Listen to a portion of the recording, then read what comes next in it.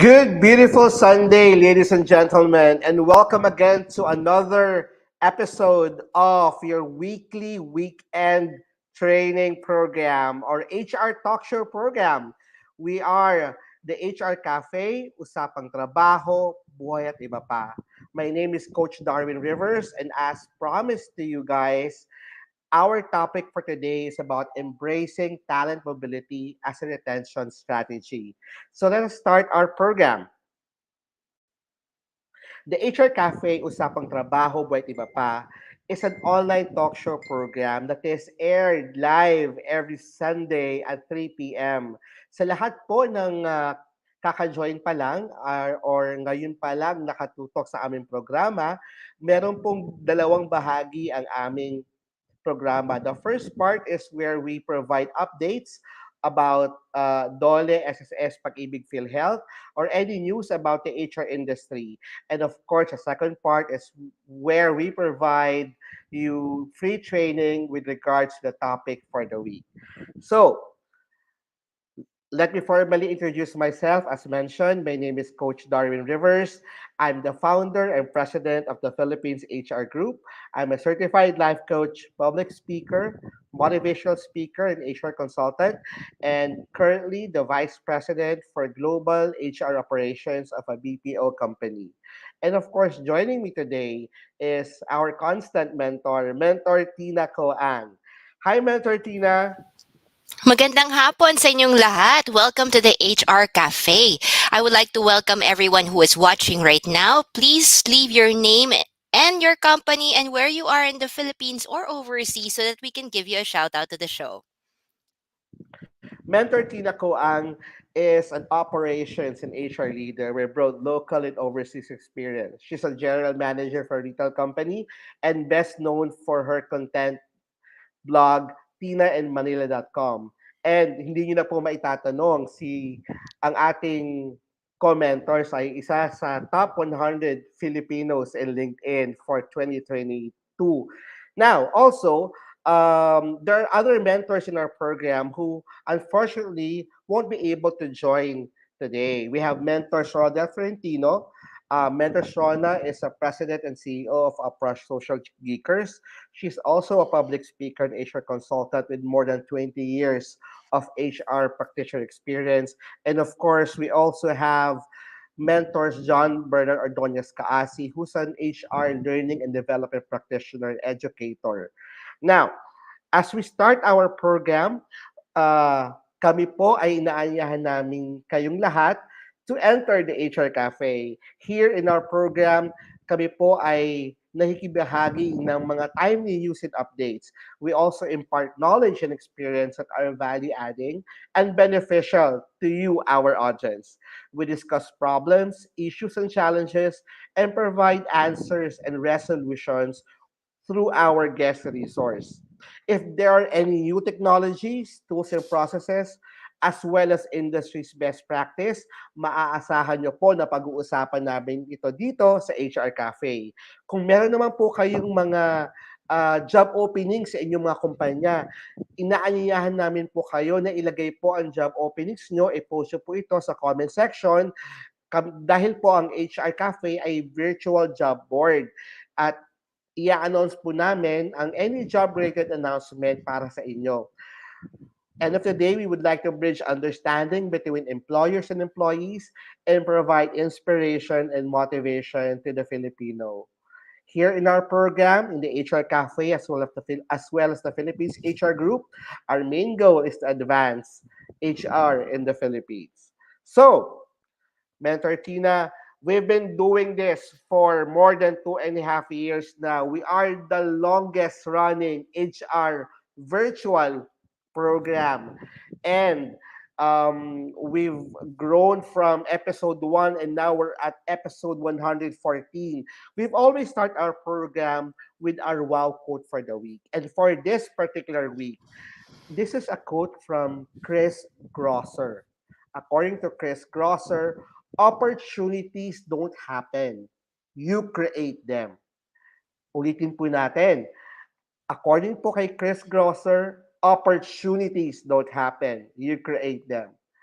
How does this particular quote resonates to you? Ano pong ibig Mm. sabihin ng quote na to sa buhay ninyo? Or ano po ang inyong pananaw sa quote na ito? Let's start with you, Mentor Tina. There are many things in life that you cannot control. You cannot control the family that you are born in. You really cannot control the people that surround you. But what Agree. you can control is what you can do about the circumstances that you have for yourself. Kasi tayo, we have a tendency palagi to always blame other people. Na sinasabi natin na, bakit siya swerte? Bakit tayo hindi? Bakit siya nakuha niya yung gwapo tapos ako hindi?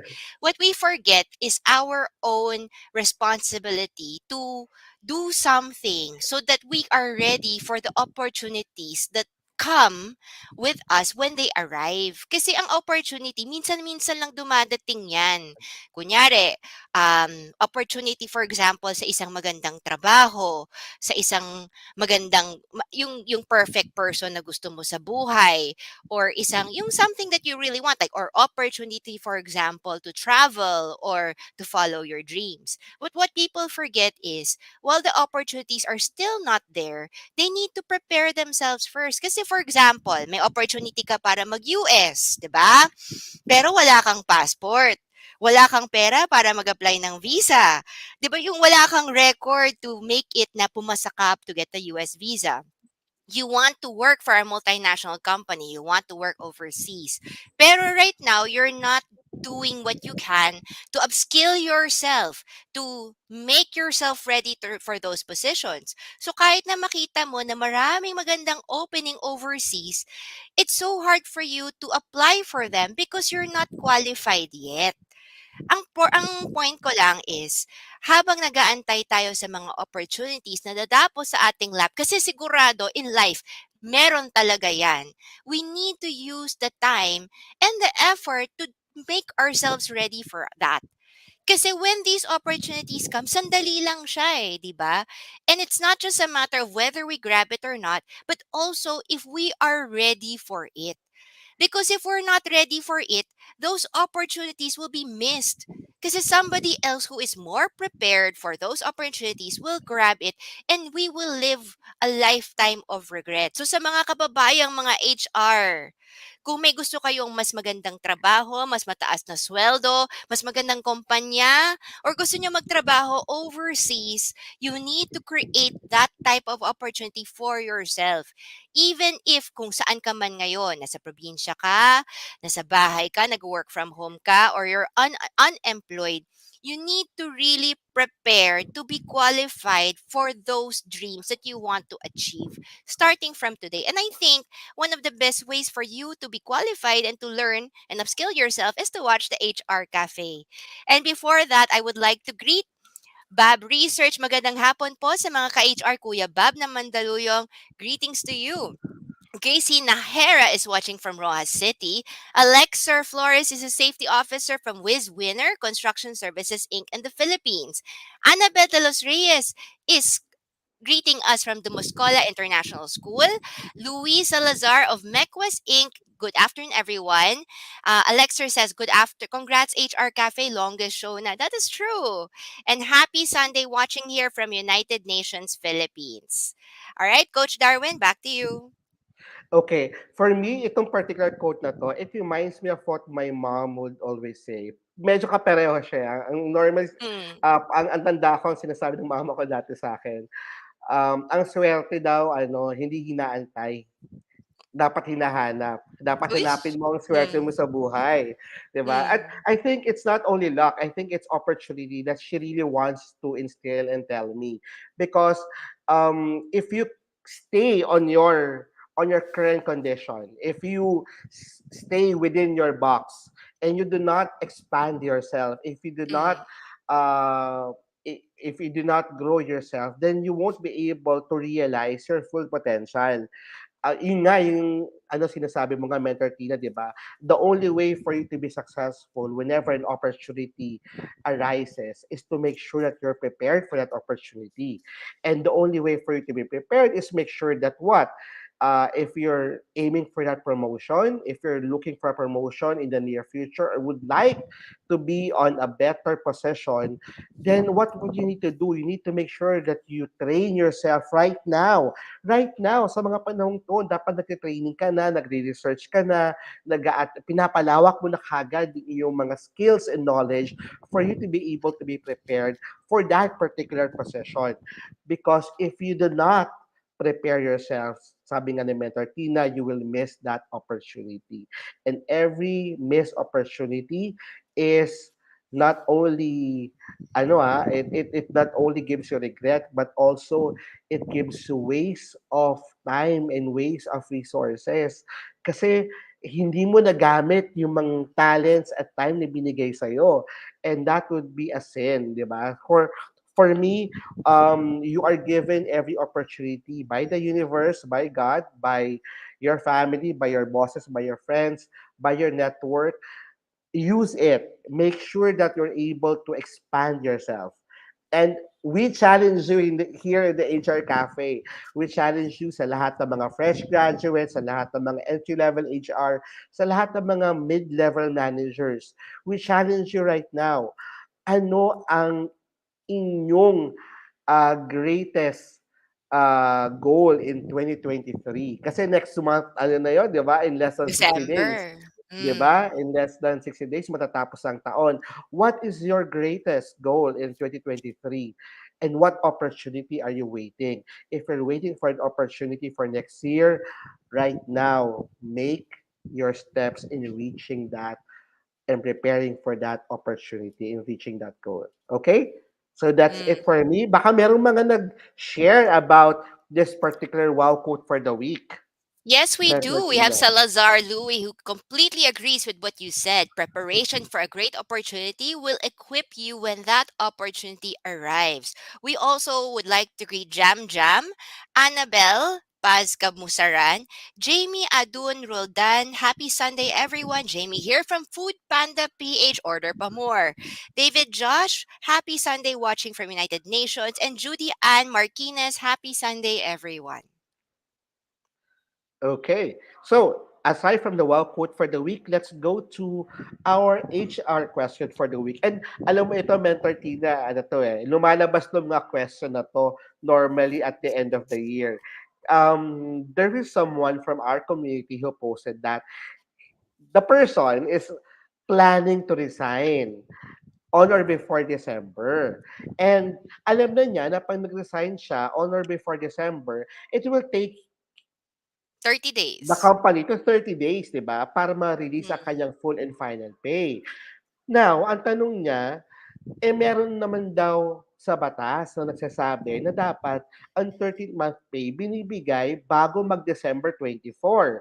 So, dapat Mm. daw, mabibigay ba daw ba sa kanya ang 13th Mm. month pay niya na Mm. separate from his or her separation pay, at pag hindi ba ito binigay ng kumpanya bago mag-December 24, may karapatan po ba siyang magreklamo sa DOLE? What's your take Sarado on na this, DOLE Mentor sa Tina? December, ha?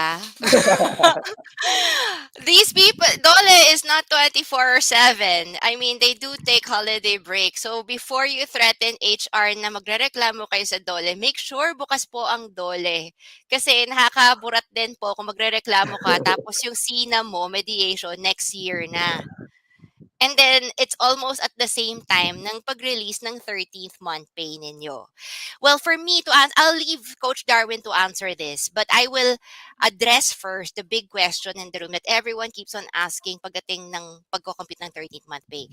13th month pay is mandated by law for rank and file. Actually, sa totoo lang, for mga managerial and Ano supervisorial daw? employees, it's not mandated by law. But Correct. naging customary lang siya sa Pilipinas. And once you give it as a company culture, as a company custom, tuloy-tuloy na po yun. Naging mandated na rin po siya. Pero 13th month pay is usually for rank and file employees. And ang computation niyan is, kasi a lot of people are thinking 13th month. So iniisip nila, no matter how many months sila pumasok, dapat buo yung sahod. So for example, 15,000 yung sahod mo for 1 month. They think na kahit kahit na January to June lang sila nagpasok, dapat 1 month pay pa rin ang babayaran sa kanila. No, dapat pro rata ha. Kasi 13th month pay is only your total base pay received for the year. Kung magkano po yung naibayad sa'yo na basic pay, ia-add mo lahat yan sa period na yon. So, kunyari, pumasok ka from January hanggang September. Lahat ng basic pay mo from January to September, minus mo kung may absences ka or mga lates Yes. ka, ia-add mo lahat yon. Tapos yung total na yon, divided by 12. Divided by 12. Kung ano yung numero na yon, yun po yung 13th month pay na kailangan bayaran sa inyo ng batas. May mga company kasi hindi na sila nagbabawas ng absences or late para madali na yung computation. Pero that is their prerogative. This is how you compute 13th month pay. Hindi po kasama ang overtime, hindi po kasamang allowances, hindi po kasama night differential, and holiday pays. Kasi a lot of people are saying, or commissions, for example, it's really just the basic wage that is included in your contract. So sa mga taong gusto magreklamo ka agad kasi sobrang konti or sobrang late ng pagbigay, let me warn you, wag naman tayo masyadong trigger happy sa pagrereklamo dahil sa schedule. Kasi the final pay is 30 days from your day of exit. 'Di ba?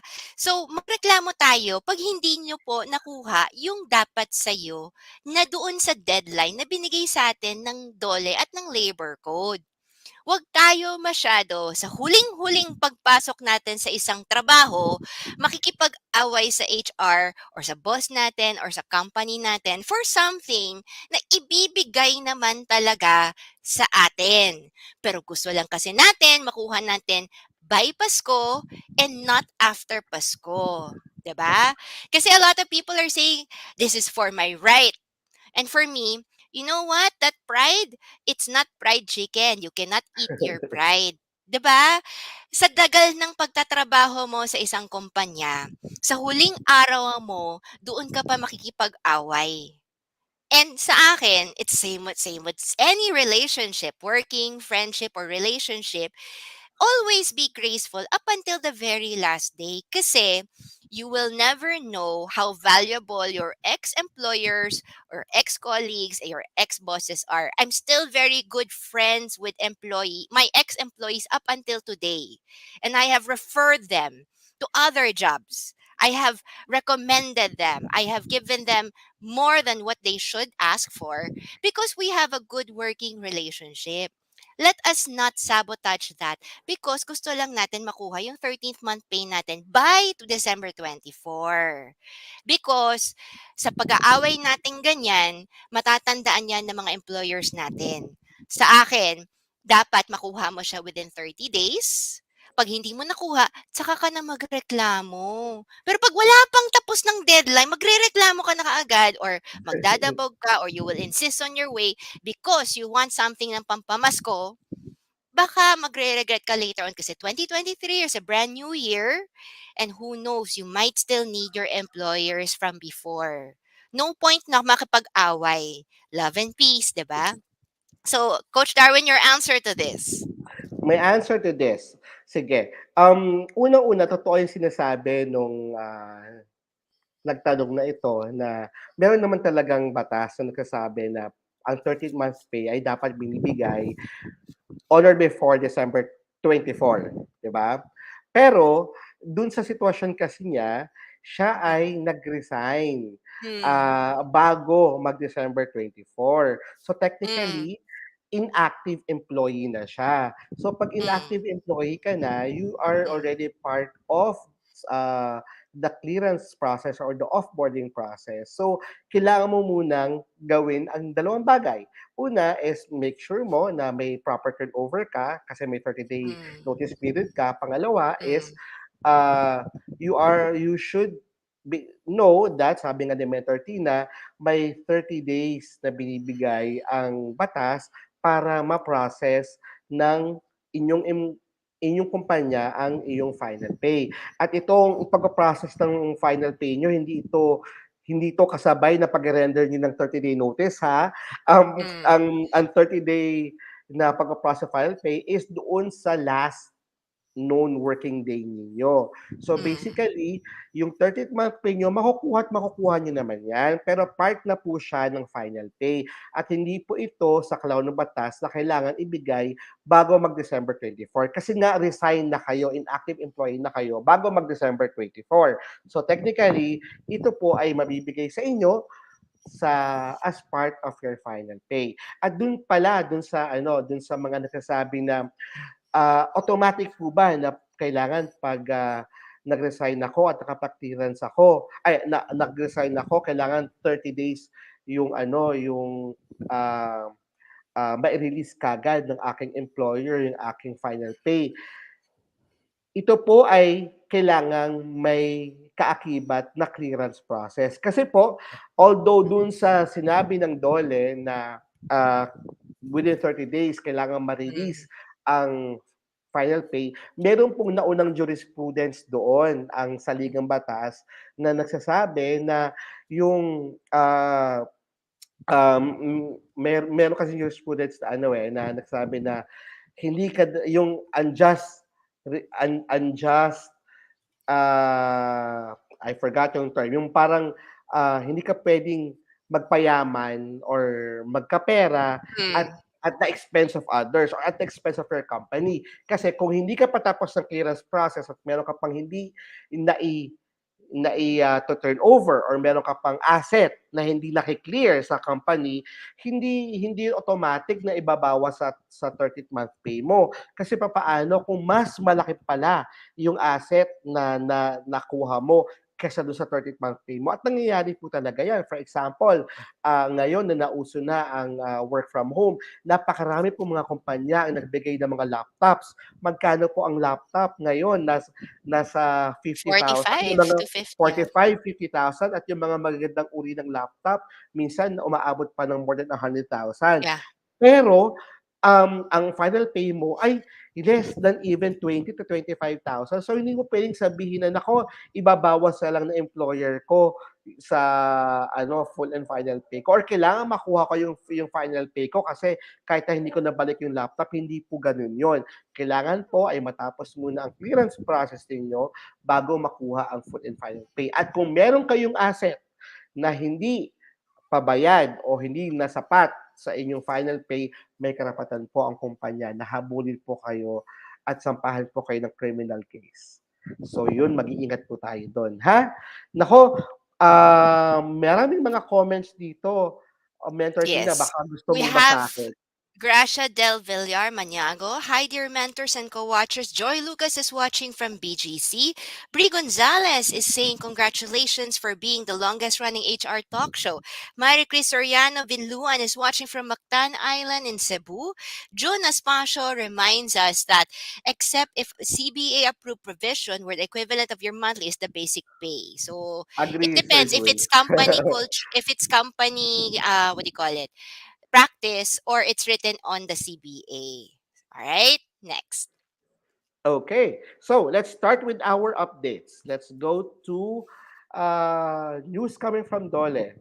All right, DOLE is reminding all employers to pay the correct holiday pay pagdating sa October and November because a lot of people are forgetting yung every time DOLE announced DOLE Labor Advisory number 21 series of 2022 has written kung magkano po ang extra holiday pay for holidays on special non-working days on October 31 and November 1, special working day on November 2, and regular holiday on November 30, 2022, which is Bonifacio Day. Let me remind all HRs, October 31, November 1 are black holidays. So that includes 30% more if pumasok, no work, no pay if hindi pumasok. November 2, which is also day, is there is no premium pay. Para lang siyang regular working day na tinawag na holiday. But Bonifacio Day is a regular holiday. Anong ibig sabihin po noon? That means if the person work, double pay po siya 200%. If the person did not work but came in the day before, it's 100%. Okay? So, please, I think by this time, di ba may nagtanong before, ma'am, ano pong kailangan namin malaman for if I am a comp and ben newbie, you need to know what is the difference between a black holiday, which is 30% up, holiday premium, and red holiday, which is times 2. Okay? Kasi every year pare-pareho lang po yung treatment eh. But very good naman for Dole to remind us by giving labor advisories a few days before just to remind employers na holiday talaga yung mga araw na yon. Next, SSS is also announcing the release of 13th month and December pensions of SSS pensioners. Akala po natin walang 13th month pay pala yung mga pensioners. Meron din po pala. So please refer to SSS Circular 2022-030 for more details. Next, coach. Okay. Well, siguro ito, madalas na natin sinasabi to, no? So, Mm, ano lang, isang pasada lang. For Q3 of 2022, nagdala po ng record high ang Pag-ibig home releases of growth of 27% or up to 83.31 billion. So from mm, January to September, the amount of home loans released by the agency increased by 27% or 17.83 billion compared to 65.48 billion in home loans released for the same period of last year. Napakarami na po ang kumukuha at ng Pag-ibig Home Loan. And alam niyo po, mula po nag-start ang Philippines HR Group, lalo na po ang HR Cafe, kami po ay advocate. Lalo mm, na si mentor na advocate po yan ng pagkuha at paggamit ng home loan. Kasi naniniwala po kami na bukod sa ang Pag-ibig ay nagbibigay ng napaka-liit na percentage of interest sa home loan, ito po ay nakakatulong kasi pag umuutang po kayo sa gobyerno at nababayaran niyo po ng tama, nabibigyan niyo po ng oportunidad yung iba nating kababayan na magamit din po ang benepisyong ito, 'di ba? Umiikot yung pera sa atin. So, ito ay isang magandang balita at sana'y patuloy na to continue for the growth of Pag-ibig loans. Now, also for the Pag-ibig loyalty card, if you are a member of Pag-ibig Loyalty Card, you are entitled to avail exclusive McDonald's treats using your Pag-ibig Loyalty Card Plus or Pag-ibig Loyalty Card. So, 250 discount on McDo party and business meeting bookings or 5% off on minimum food purchase of 200 pesos. At hindi lang po yan dahil sa Pag-ibig Loyalty Card and Pag-ibig Loyalty Card Plus, napakarami pong partner establishments ng Pag-ibig. Now, kung kayo po ay HR at wala po kayong employee engagement program, I would suggest to drive ng pagkuha ng Pag-ibig Loyalty Card sa lahat ng mga empleyado nyo kasi ito po ay isang paraan para una maging maka-avail po sila ng mga discounts and freebies through Pag-ibig um, partners at also kung magkakaroon po sila ng loan, madali po itong ma-process directly through their Pag-ibig card. Okay? Now, next is for PhilHealth. Pinapaalalahanan po tayo ng PhilHealth na ang FIRA contributions po ay online na at po pwede nyo pong makita hassle-free and very convenient. Just have to log in to eprs01.philhealth.gov.ph. Ito po ay mas pinabilis at mas pinadali na ng pagbabayad ng employers gamit ang EPRS. So ngayon, pwede rin pong gamitin ang credit card at debit cards at e-wallets ng mga kumpanya sa pagbabayad ng contribution. So for more details, you can just go to the official webpage of PhilHealth or any official social media of PhilHealth. Also, for PhilHealth, World COPD and Awareness Day po ang November 16. Ito po ang chronic obstructive pulmonary disease. Nako, napakarami po nagkakasakit ngayon. Yung iba nga akala nila COVID dahil nga po ito po ay flu season, di ba? Normally, pag Mm. nag-change yung weather at the end quarter of the year, maraming nagkakasipon, nagkakaubo kasi po uso po ang chronic obstructive pulmonary disease o COPD. Iwasan po ang COPD, itigil ang paninigarilyo, kumonsulta sa doktor kung hirap sa paghinga, mag-ehersisyo, at make sure na kumain ng tamang pagkain na sapat sa vitamin C. Now, kung meron po kayong chronic diseases, may benepisyo po ang PhilHealth. For chronic empysematous bronchitis, nagbibigay po ang PhilHealth ng 12,200, allergic bronchitis for 9,000, and asthma for 9,000. Nako, maraming hindi nakakaalam niyan na pag member ka pa rin ng PhilHealth at may asthma ka, you can actually avail for PhilHealth benefits. Now, also, November 14 naman bago yung chronic disease na sinasabi ko kanina is World Diabetes Day at ito po ay sineselebrate din ng PhilHealth. So meron pong silang pinapaalala na ang PhilHealth po ay may benefit package para sa mga diabetic. For diabetes insipidus, meron po tayong 10,100 for levels 1 to 3 hospitals. Uulitin ko po, it's 10,100 for diabetes mellitus with coma or ketosis. Ito po ay level 1 to level 3 hospitals. Makakatanggap po ng 15,800. For maternal comorbidities, conditions such as pre-existing diabetes, there will be a 6,800 benefit.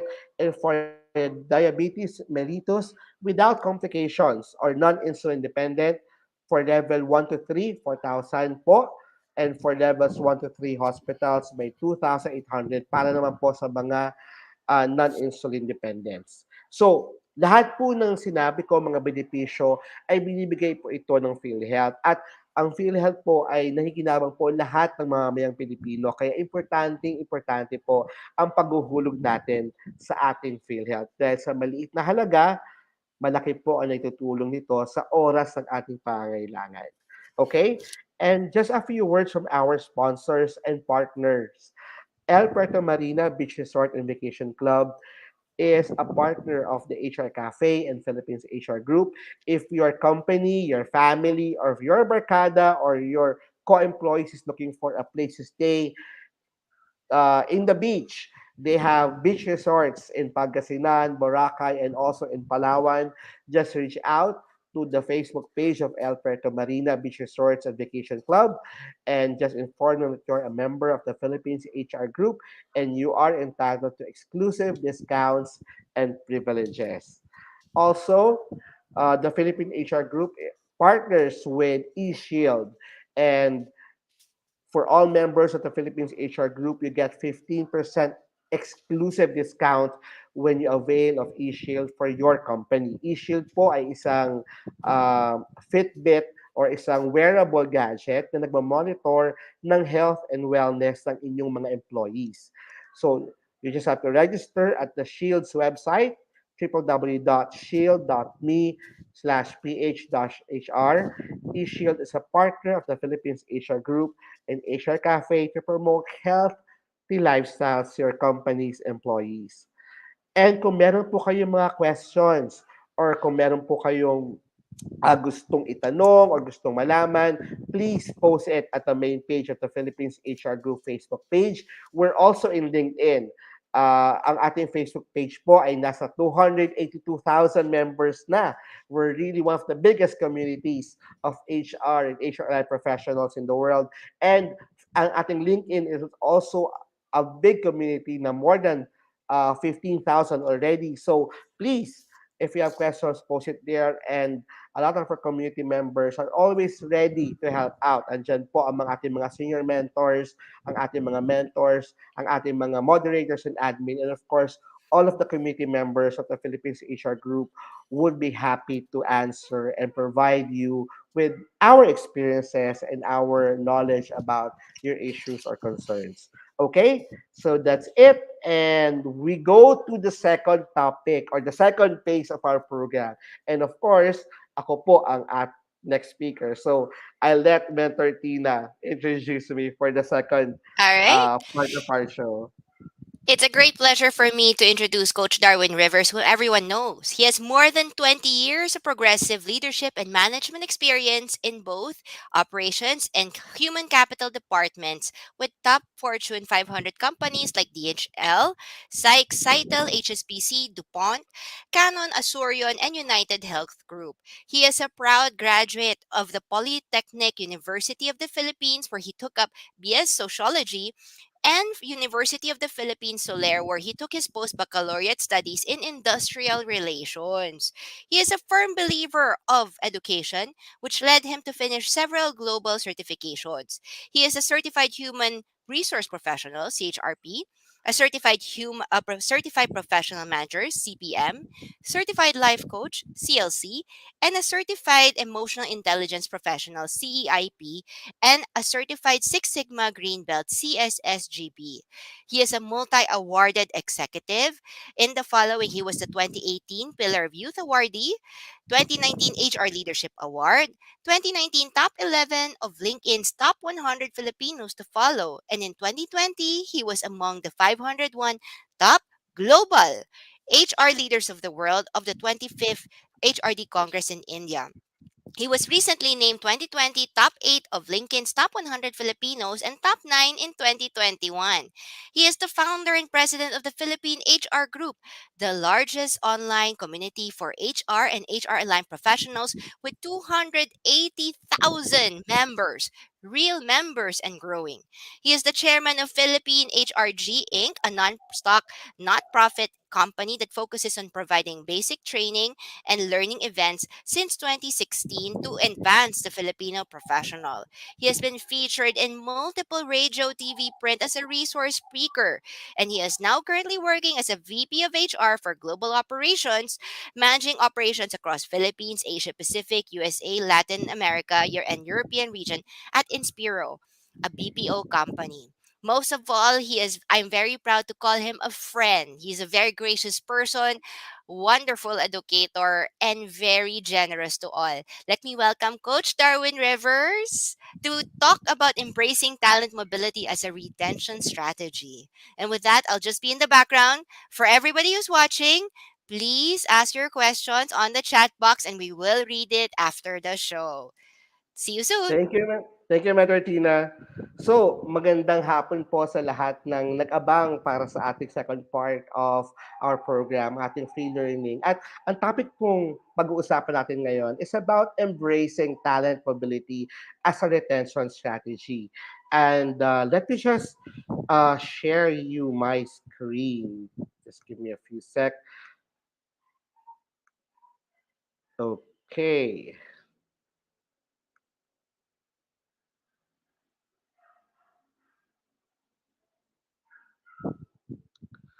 Uh, Okay. Now, alam niyo po, maraming nagtatanong, ano ba yung ibig sabihin ng talent mobility? So let's understand what talent mobility is. The definition of talent mobility is it's the process of moving talents from one role to another. In other words, the right people with the right skill in the right place at the right time. So it also includes cross-border movements, assignments, secondments, and promotions. It's more than just geographic relocation. Kasi po, kaya ko to sinimulan na pag-define kasi marami sa ating mga HR na pag sinabing talent mobility, ang unang pumapasok sa kanila ay pag-a-assign o pag-re-assign ng mga tao sa iba't ibang geography or sa iba't ibang sites. Hindi naman po ibig sabihin nito na ililipat nyo lang yung mga tao or isa-shuffle nyo lang yung mga tao sa iba't ibang sites. Ang ibig sabihin po kasi ng type mobility is po pwedeng within the same site pero in different departments. And again, it will depend on several factors sa pag-uusapan natin for today. Okay?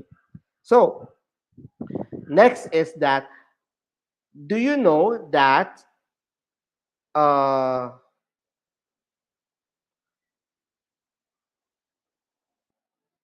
let me just check if I am doing this right. Okay, 40% of 41% of employees stay with their company longer when their company hires from within. And this is something that a lot of us, especially tenured HR professionals, know na pag meron po tayong program for talent development and growth of employees, the retention of our employees are longer and our attrition goes lower. And the reason for it is because whenever there is an opportunity for employees to see growth and development in their career, they stay longer, even if there are other opportunities outside your company. So, importance of talent mobility, it empowers employees to advance their skills and knowledge and prepares them for changes while the company benefits from a diverse workforce. Second Coach, for yung that is, PowerPoint? Yung ah, PowerPoint parang wala. hindi siya nag-ano. Let's see. Ah. Nako. Let me just try to Present. Ayan, present okay na. it in a way na Dun sa okay na ba present. siya? Oo, mag-aano na lang ako. I'll just Sa present. Tapos sa sa present ko na share lang screen. siya. Sorry for that. Alam niyo naman, pag live talaga tayo, ano, there are moments like this. Tapos slides. Yeah. Slides.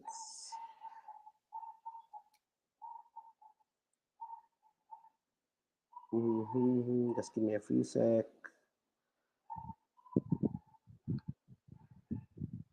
Okay. Hanapin ko lang yung ating ano ha. Um, yung ating presentation.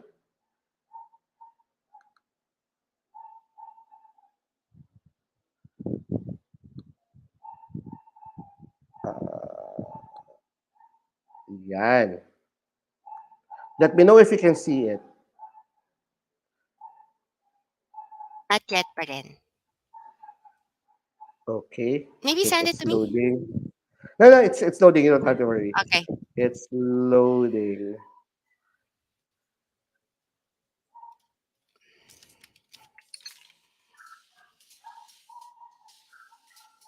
Naku, I'm sure napakarami sa ating mga co-HR sa nagtatanong, importante ba talaga ang talent mobility or ano naman ang effect ng talent mobility sa ating companies? So, yan.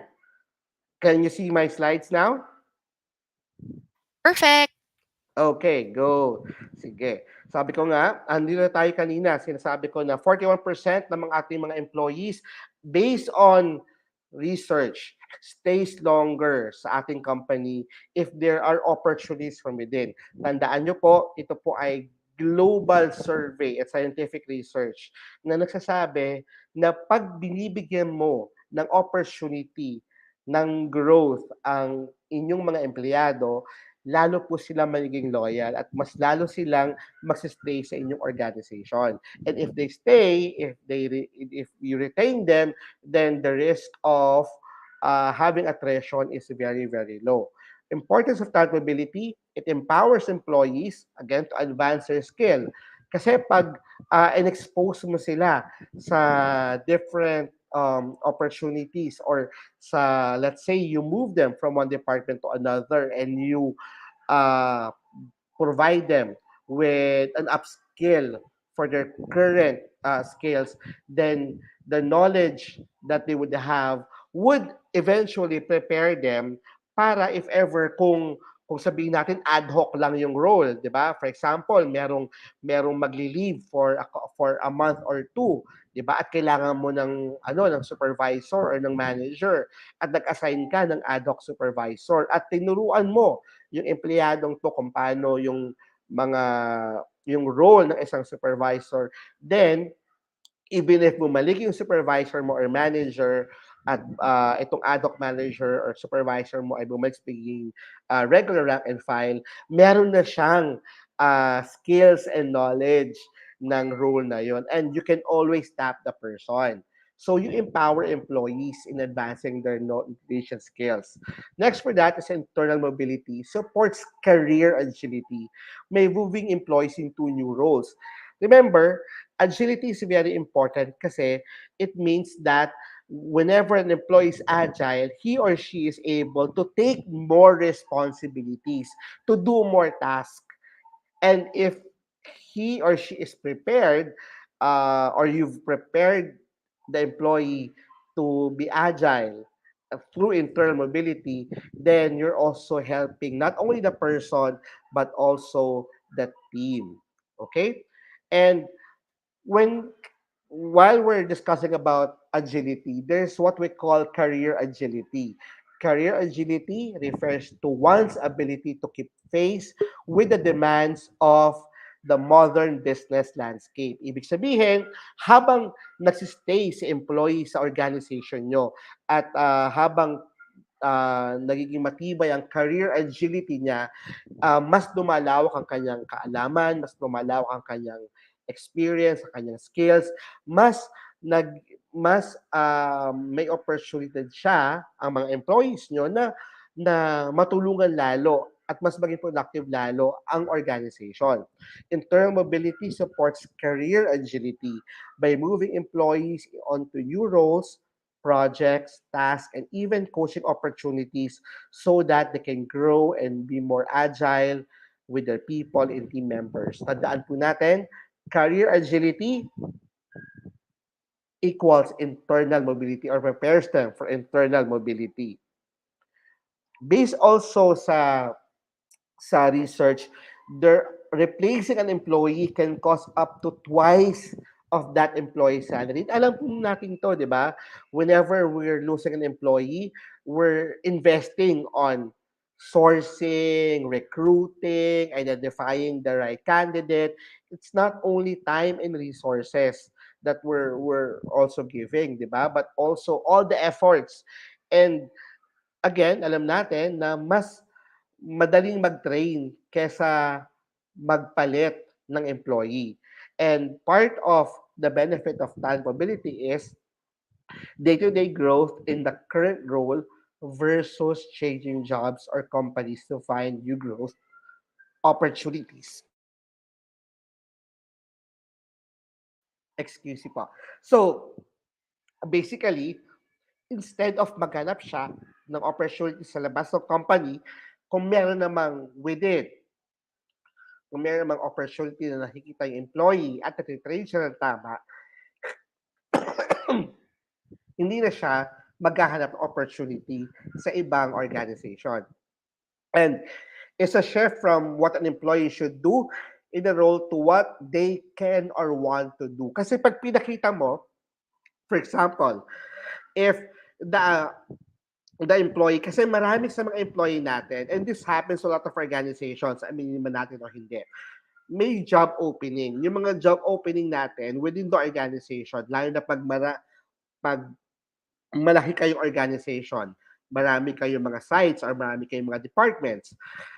Pag meron kayong mga job openings, minsan hindi natin ito na co-communicate sa lahat. Oh, we have an opportunity at this department, we have an opportunity for this role. Minsan nakikita na ng mga empleyado natin yung opportunity sa newspaper, sa internet, pero not within our organization. What I'm trying to say is, if you tap first your internal talent and ensure that there would be an opportunity for talent mobility within your organization, yung mindset ng employee na ito lang yung gagawin ko, doon sa current role niya, magkakaroon siya ng mindset na ito yung po pwede kong gawin at ito yung po gusto kong gawin kasi meron mga opportunities na nakikita ako. Di ba? So there's a shift on the mindset of employees. If you foster a culture where you support internal mobility. Also, more hands-on involvement from the employee in their career development and work. Because if they know that what are the opportunities within the organization, they're able to make a what? A strategic choice or an intelligent choice. Ano ba yung path na gusto ng employee? Kasi alam niyo po, ang mga employee po hindi po pare-pareho. There are certain people who can be individual contributors or there are people who are people leaders. So, depende po yan. So, sa strength ng isang employee and they would know ano yung leaning nila. So, internal mobility helps them realize that. Okay? And next would be uh, another snippets of the survey that I presented to you is that 18% of employees feel that employers have a good understanding of their skills, interests, and skills gaps. Napakaliit na porsyento po ng mga employees worldwide ang nagsasabi na naiintindihan sila ng employers nila. And that's the reason why internal mobility is important because you will be showing your employees that you understand them, that you know them, that you are able to identify their aspirations with regards to their career. So it provides greater flexibility in the nature or type of work an employee does and the work that they're exposed to. Hindi naman porket rank and file to at naka-assign siya for a specific role ay hindi niya kayang gawin ang ibang task, di ba? If you are able to develop or train the employee in doing other tasks and other roles, then again, you're making sure that the employee understand that you are helping him or her to grow. And also, internal mobility finds new ways to develop unique or niche skills while building an existing skill set. You know what? A lot of, and this is an experience that I've had, a lot of HR would normally go to recruitment, but lo and behold, when they're able to experience compensation benefits, when they're able to experience labor relations, employee engagements, or other facets of HR, pag na-expose na sila doon, or even not in HR, if they're able to expose themselves in other works, ang sinasabi ko is, doon nila nakikita na meron pala akong skills, meron pala akong talent for me to be able to grow into a different role or into a different line of work. So exposing them through internal mobility would make them realize or make them discover what more they can do. And that's a good opportunity for your company kasi if you're able to discover na nako I'm a recruiter but I'm also good in solving uh, employee disputes and I'm able to resolve concerns of the employees, then the person can do double hats by helping out in employee engagement or in labor relations, right?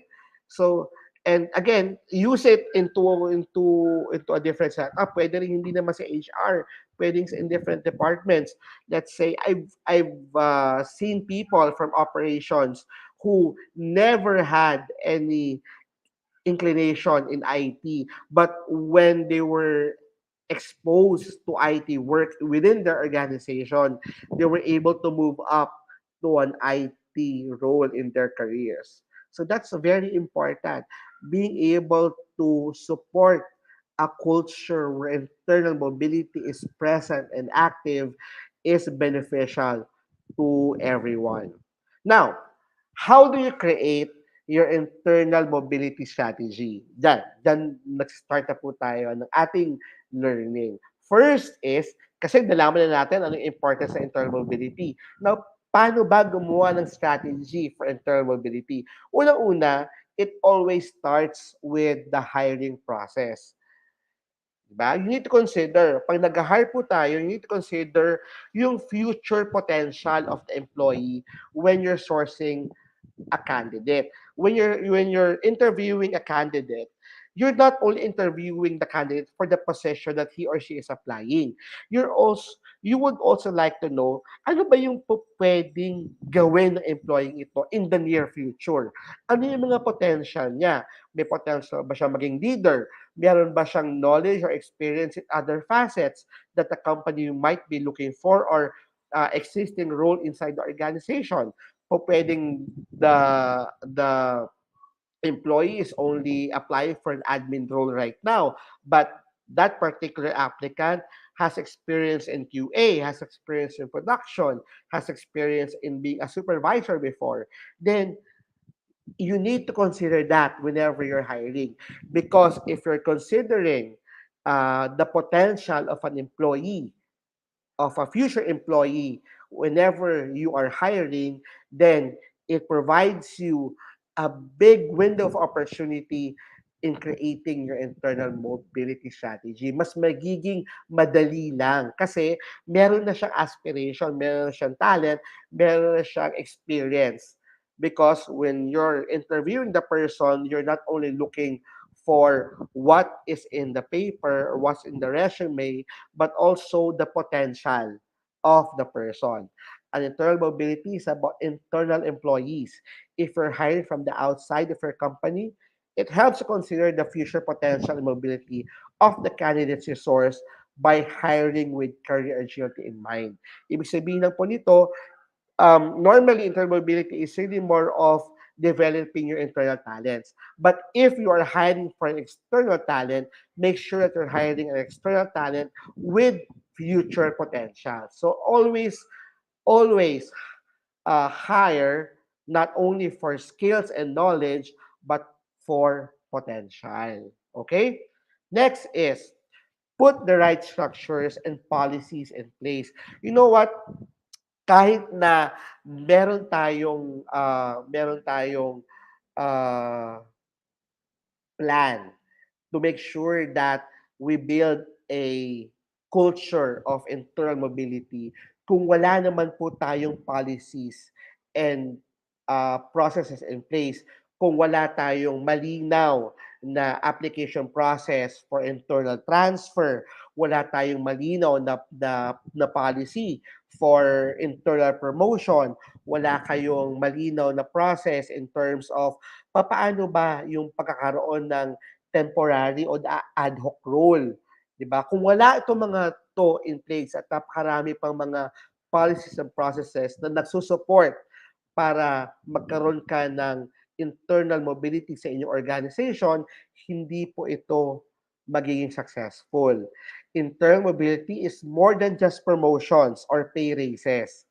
Tandaan po natin yan. Although it's very important that you have policies that supports promotions and pay raises, but also you should have a framework in place that helps people identify how would they be able to uh, work themselves up in your organizations. You know what? In my previous organization, and I just want to share this to you. In one of my previous organizations, at the onset pa lang, sa onboarding process pa lang, sinasabi na namin, you are coming in at a level and salary grade of this.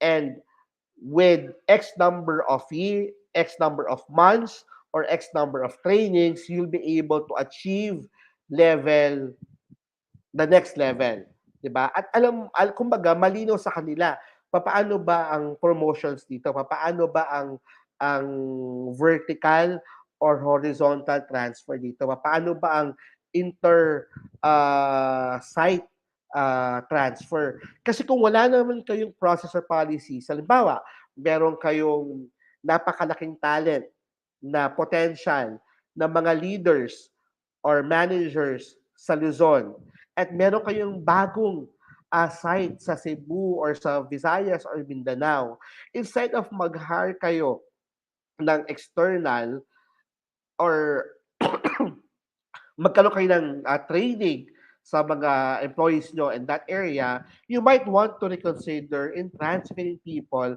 from Luzon to the different parts of your sites in different parts of the country or even different geographies.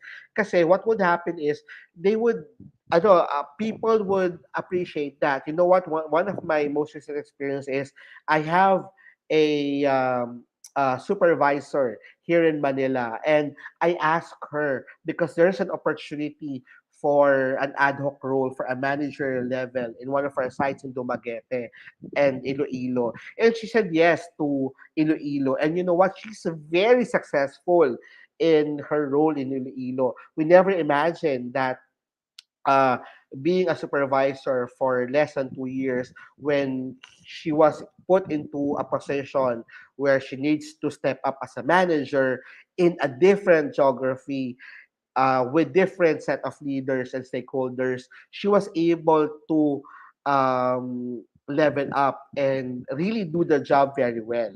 'Di ba? And that's something that we were able to do kasi meron kaming malinaw na transfer process, may relocation process kami, may relocation policy, meron kaming internal uh, policy in terms of temporary transfer. So, titignan po natin yan as a people leader, as an HR, meron bang mga policies tayo sa kumpanya natin na magsusuporta for internal mobility?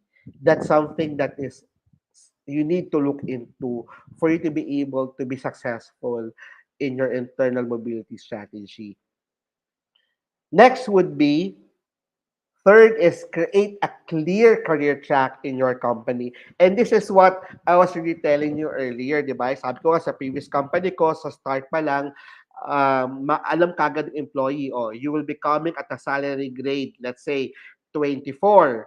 At ang from entry level namin is 24. Tapos ang executive level namin, let's say, is 36. So alam niya how and alam niya what are the different levels that he or she needs to undergo, how long, how what are the different trainings, what are the things that he or she needs to do to ensure that ma-reach niya yung aspiration niya. Gusto ba niya maging manager? Gusto ba niya maging department head? Ano ba yung gusto niya? Kasi po pwede rin naman na ayaw niyang maging manager. Ang gusto lang niya maging specialized as a individual contributor pero manager yung role. Hindi niya kailangan mag-handle ng team. 'Di ba? Special projects, yung mga ganun. There are people kasi talaga na would be more efficient in being a individual contributor rather than a people manager. And we need to help them by making sure that they understand the career track that is available inside the organization. So, I would like to suggest that uh, look into your current organization. What are your different levels and salary grades? What can you do to create a very defined career track to each and every level? What are the different trainings and programs for each level that employees will undergo? Even if there are no opportunities yet or no openings yet, at least marireach niya yung level na yon, di ba? And again, it can be either individual contributor or a people manager role. And whenever we say it's a movement of an employee, it can be vertical or lateral. As long as you are helping the person develop and move from wherever he or she is coming from. Diba? So making sure you create a career track in your company. Next, number four is give importance to employee touch base. And this, for a lot of HR people, this is very important. You know this, that having regular HR touch points like one-on-one, skip level, FGDs is important not only for us to get intelligence on the groups or teams that we have in the organizations, but also to understand the aspirations of each individual employee. Or malalaman natin, nako, kumukuha pala to ng ano, nag-aaral pala to while working. Excuse me. Or ano pala siya, meron pala siya experience in the previous company na hindi niya nabanggit during interview about a certain role, di ba? So, having your regular touch base would create an opportunity for you to better understand and better know your employee, their strength, their weaknesses, or areas of opportunities. Okay?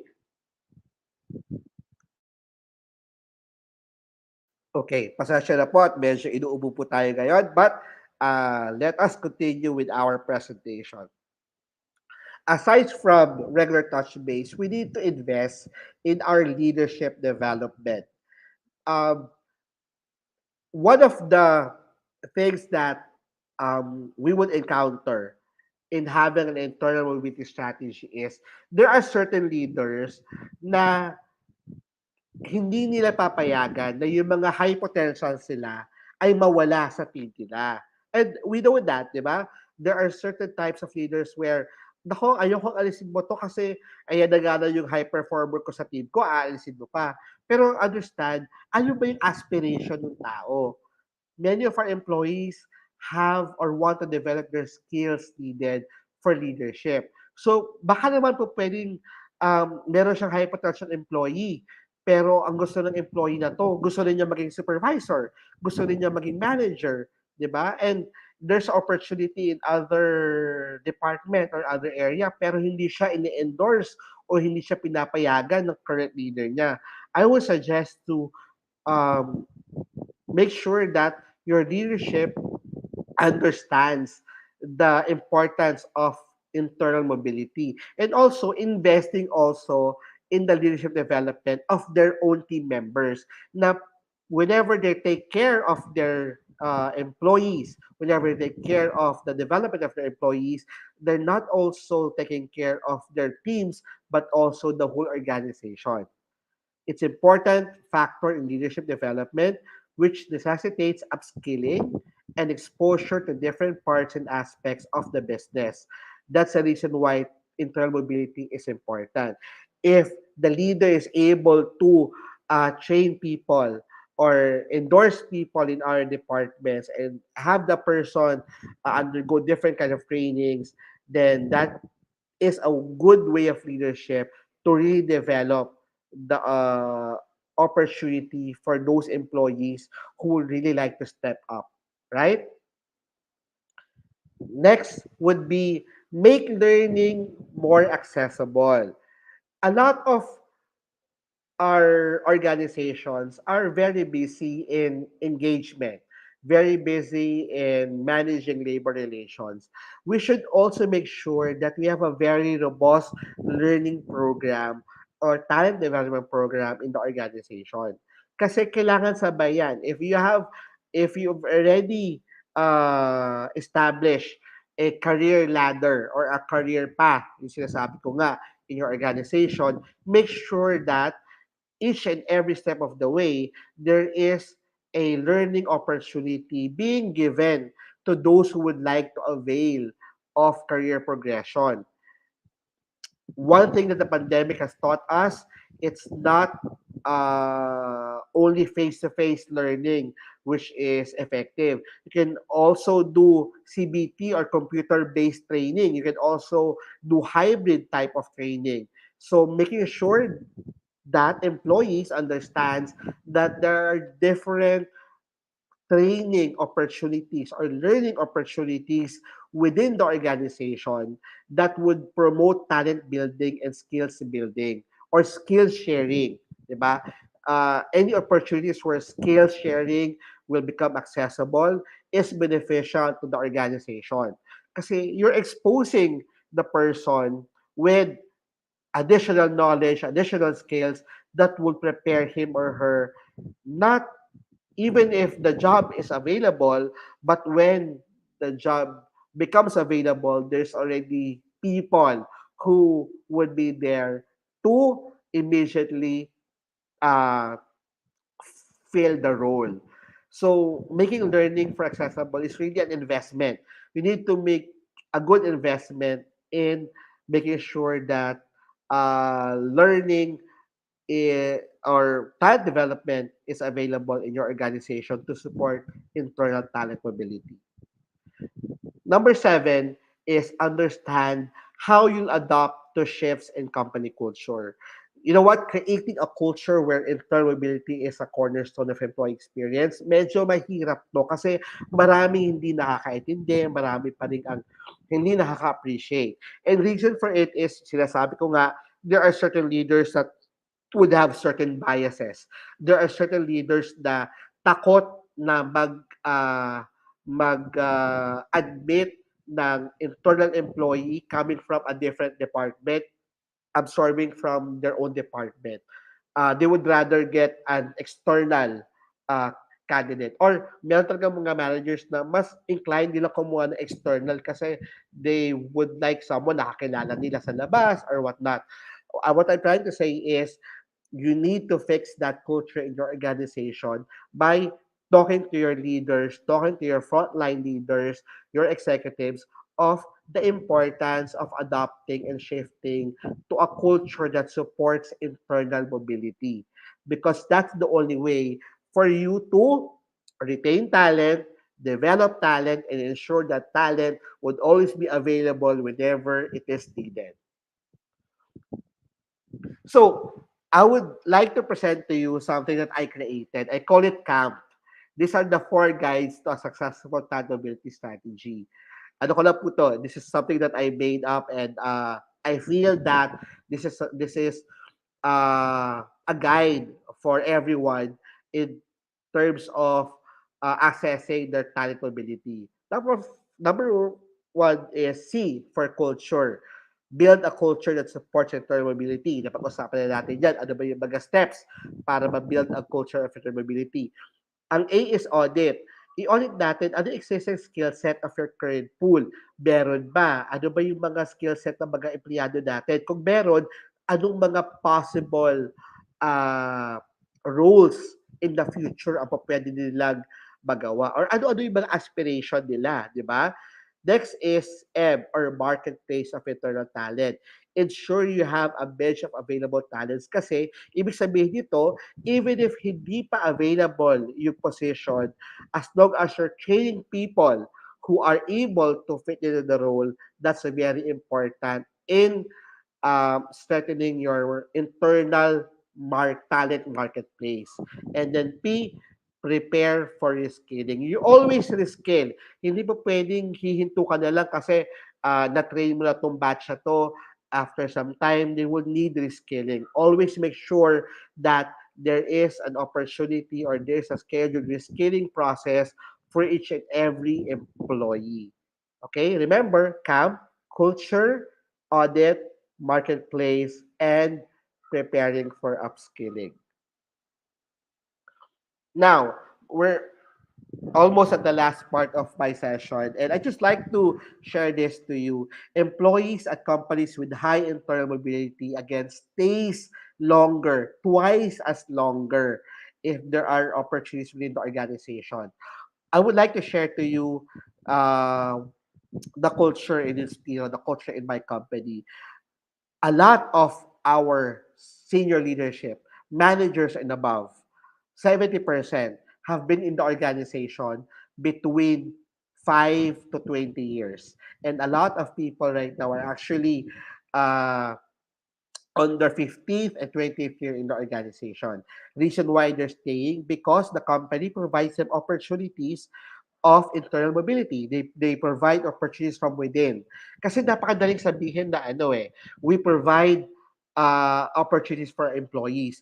Pero makikita ng mga employees natin, ang dalas natin mag-post sa JobStreet, ang dalas natin mag-post sa social media. Kailangan natin munang tutukan yung internal talent natin before looking at the external talent available. 'Di ba?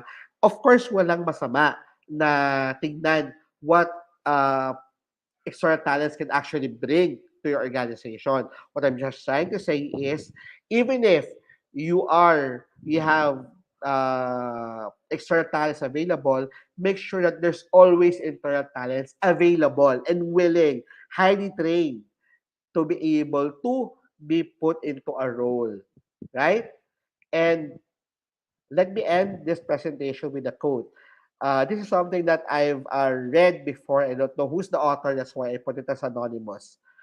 As with a pair of child shoes, it's always best to find new employees with room to grow into. And when I say new employees, these are employees within your organization who would like to grow, and their growth is through their aspiration of going into different roles, different responsibilities, into different departments within your company.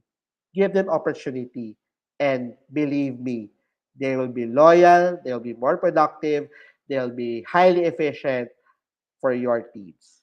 So that's it for me. If you have any questions, I'm ready now to take your questions. So that's my take on internal mobility. And you know what? Internal mobility is actually a course, a whole day course, but we just needed to talk about it for less than 60 seconds. So I hope that I was able to provide you uh, a good glimpse of the importance of internal capability and how you'll be able to make sure that you have uh, how you can devise a proper strategic internal mobility in your organization to retain your employees. Kasi yun naman talaga ang ating pakay, to retain employees and make sure that they appreciate, they grow, and they prosper within the organization. Okay? So that's it for me. Any questions coming from the audience? Oh, before that, I just like to share this. I'm not sure if this is coming from Sir Jude. Career movement. Oh, this is question. I was moved from the academic to HRs when I was there in HR plan to give opportunities to our best nurse heads supervise to teach in college. Kay Sir Jun to. This will surely strengthen the clinical skills of our BS nurse since RN heads and supervisor in the hands-on level in the hospital. So this is his take. This is what his experience. I'm sure si Sir Jun to kasi hospital setting. Okay? Meron ba tayong mga questions coming from the audience about talent mobility? Here, I'm seeing that is talent mobility same with succession planning. Um, Succession planning is something that is very much related to talent mobility. Well, in succession planning kasi, you are preparing for your next succession of leaders. And you normally do that through a different tool. Normally, you're using Linebox to identify also the skills, the aspirations, and what are the areas of strength of that particular employee to move into a specific role, 'di ba?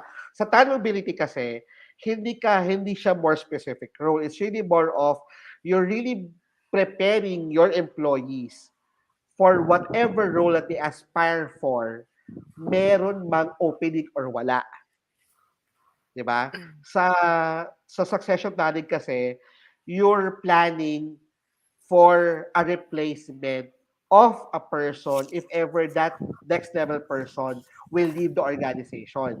Sa internal mobility is really more of growing your internal marketplace of talent.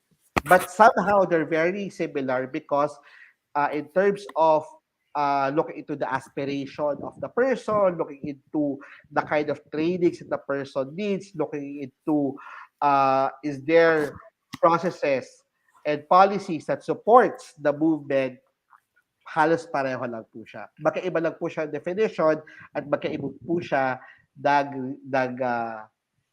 what you call this, the reason why it will be used in the organization. Okay?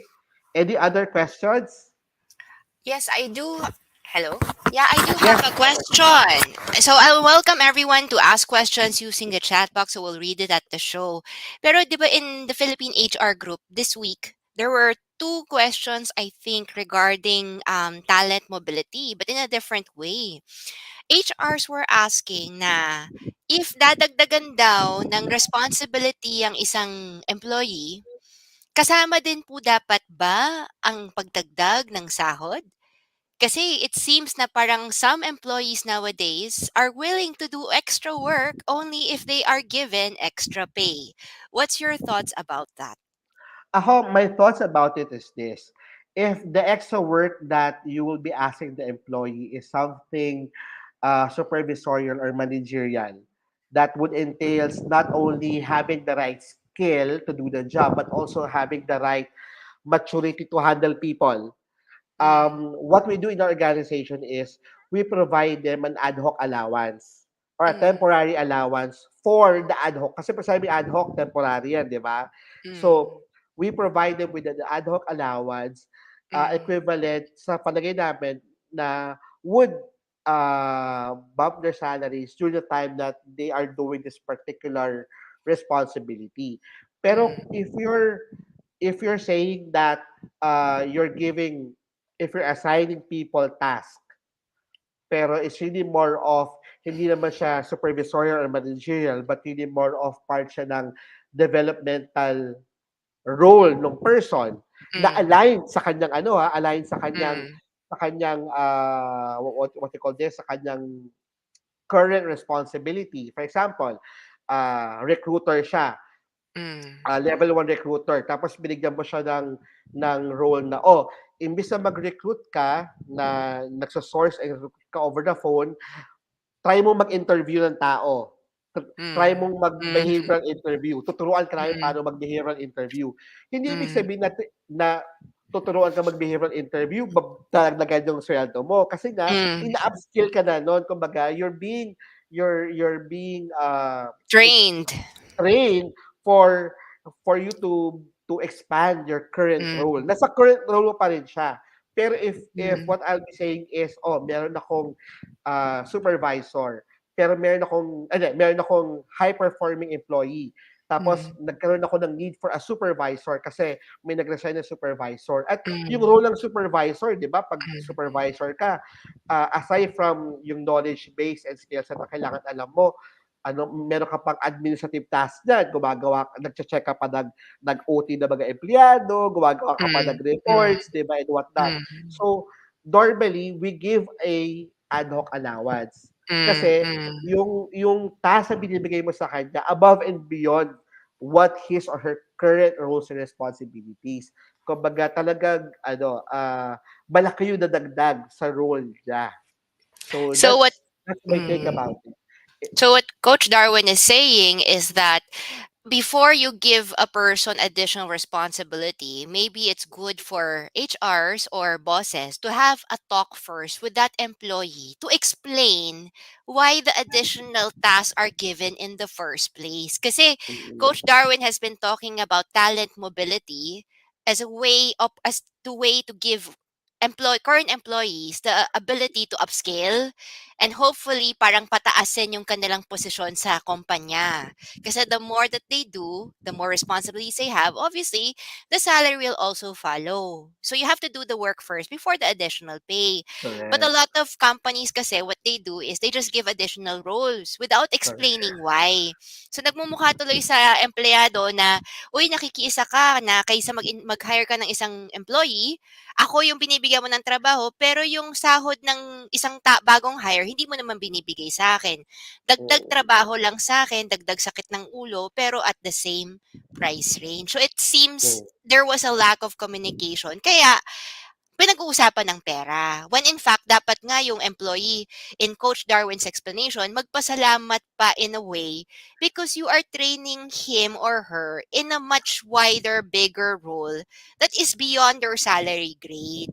'Di ba? And I think yung nagiging away before kasi naipit si HR, nag-assign ng role, tapos humingi si employee ng additional pay, tapos nag-approve si company ng additional pay, tapos nung ginagawa na pala yung role, Coach Darwin, maraming instances sablay yung employee kasi hindi naman siya prepared doon sa additional roles. And then management feels bad because they're giving extra pay to somebody who, because of the additional role, fails all the time. Kasi Correct. hindi Kumbaga, nga siya trained eh, 'di ba? oh, hindi lang siya train, hindi rin siya set up for success, 'di ba? Yung sinasabi natin eh, Right. you need to Oo. set up the person to be successful for the role that you want him or her to Correct. to be in. Hindi yung sige, may open kami na na supervisory role. Ikaw ang high performer, ikaw ang ilalagay. Ah. Hindi kasi ganoon 'yon. 'Di ba? Mm. Ano yung aspiration ng tao? Gusto ba ng tao yung gagawin niya? Alam ba ng tao na ito yung magiging evaluation niya. Kasi iba yun yung magiging evaluation niya doon Correct. sa ano Dati. doon sa dati. Kasi dati, ang ginagawa niya, rank and file role lang. Now, dahil Mm. binigyan mo siya ng role na supervisorial, iba na how you'll evaluate the person. So, Mm. hindi mo na nga siya tinrain, hindi mo pa na in-explain sa kanya kung paano siya evaluate. So, you're Mm. setting the person up into failure. So, you need to set up the person to success. So, Coach Darwin, following that, how would you specifically recommend that HRs would parang grow that setting up for success? Kasi so many companies, bigay ng trabaho, but they forget that part. Now, what if, for example, that person can't do the job very well? Paano mo siya ibawi from that role na dati rank and file, successful siya, magaling siya, and very happy in the role. Tapos promote mo because you wanted to give that person a challenge and the opportunity to succeed higher in the company. Tapos later on, malaman mo pala na hindi pala bagay or hindi niya pala gusto. What would be your tip to make sure that this type of scenario would be minimized? Well, you know what we do Mm. in other organizations I've been with, we have what we call a toll gate session. So what Okay. we do is, if there are opportunities in the organization and we've already identified a pool of people who are Mm. already have the right training Mm. and the right aspiration for a particular role, Mm. nag-undergo sila ng toll gate. So kung sino Mm. yung makapasa sa toll gate, yun yung makakakuha ng role. And Mm. yung taong nasa role na yun, mag-undergo pa rin siya ng toll gate every 3 months. So Mm. on the third month, ano yung evaluation sa kanya? Mm. Pass or fail? Mm. If pass, if fail, what are the areas of opportunity? Will the score be enough for the person to be given another chance for Mm. another 3 months? If not, then we go to the next person who applied for the role. Mm. You need to make sure that there is a system in Mm. your organization where you not only evaluate the person, but you also regularly check the Mm. work and Mm. development of the person. Hindi Mm. porket ginawa mo siyang supervisor, alam na niya yung gagawin niya. Believe me, a lot of newbies na ilalagay niyo sa isang people manager role, Mm. nakakapayan. So ang gagawin Mm. niyo is you need to have, kaya ka nga manager, you need to have a uh, regular checks also, and for you to be able to provide guidance on that particular Mm. employee and to properly evaluate the employee. At alam ng employee na, oh, I'll be evaluated after 60 days, after 90 days. So there should be toll gates in place. Mm. Similarly, whenever a person is applying for promotion, 'di ba? Normally Mm. nag-undergo pa yan, hindi mo naman ano, hindi mo naman pino-promote kaagad. Kasi Mm. kung ang culture sa company niyo is 'pag may opening, nagpo-promote kaagad, mali Mm. 'yun. Dapat Mm. merong system na mag-a-apply si employee, Mm. mag-a-undergo dapat siya ng interview, mag-a-undergo kaagad siya ng evaluation bago niya makuha yung role. Kasi pupuwede ngang Mm. hindi muna niya makuha yung role, pupuwedeng ad hoc muna. 'Di ba? Bago siya bigyan ng permanent role. Kasi Tama. that's the way for you to actually help the person. Kumbaga, Mm. and of course, during an ad hoc role, if he or she is doing more responsibilities, bigyan mo naman ng allowance ng kahit paano kasi mas malawak na yung ginagawa niya kaysa dun sa previous role niya. Mm. So, tama naman si Coach Darwin, dapat bago mo bigyan ng posisyon formally, may konting trial period pa muna. Kasi not necessarily if you assign a role to a person, they will pag swerte ka, pag na-hit mo yung loto, they will be successful. But more often than not, maraming kapakapa pa ang nangyayari as the person adjusts to more True. responsibilities, a slight change in culture, a slight change in environment, and the leaders must be there to guide the employee.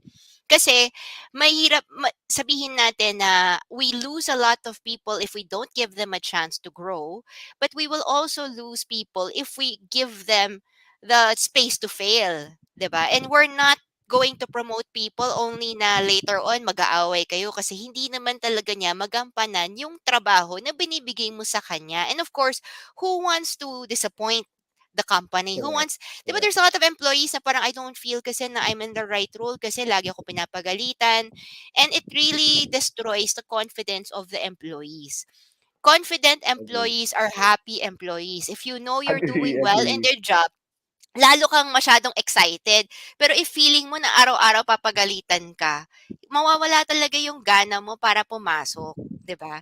We have a question on the floor by Alexer Flores. Sabi niya, creating framework po for internal mobility, gaano kataas duration, transition para ma-adapt ng culture ng company? I guess the question is, how do you parang spread this type of culture, yung talent mobility inside the companies that you work for, Coach Darwin? Kasi it's a culture Ah, shift eh, hindi ba? Parang correct. as Correct. as people who listen to us, they think that talent mobility is good, but how do they spread that within their company? Kasi malaki kasi yung companies. Well, you start. Well, we always start at the top. We always start with your leaders. You talk to your leaders and make them understand the importance of internal accountability. And after talking to your leaders, talk to your frontline leaders. Your frontline leaders again should understand that internal mobility is something that is coming from the top. This is something that agreed upon and is supported by top management and should be followed across all departments. And now, with an understanding of your frontline managers, look into yung mga processes and policies nyo. Sabi ko nga kanina, as part of the discussion, make sure na may policies kayo at processes na nagsusupport sa internal mobility. Kasi hindi po pwedeng hindi po pwedeng hindi handa yung systems and processes nyo pag nagkaroon na ng opportunity for internal mobility. Next to that is important din is yung regular communication nyo sa employees nyo, not only during new hire orientation, but not only during town halls, but regular regular communication na, oh, there's an opportunity for this department at this site. This is the process that we have. If you're interested, yun. Di ba? That's very important eh. I remember nga, there was this side comment of an employee from a different company na kaya naman sir ako nag-apply sa company niyo kasi sa Mhm. company ko hindi ko alam may opening pala kami ng posisyong ina-applyan ko sa inyo pero hindi man lamang daw siya in-inform, Sinabihan. Oo. sinabihan. So ang feeling ng empleyado tawag dito, na railroad siya or kumbaga The hindi siya Passover. the passover or Mm. hindi siya kino-consider. But maybe in reality, hindi naman and maybe in reality, naghahanap na ng external candidates pero or hindi lang na properly communicate yung mga opportunities within the organization.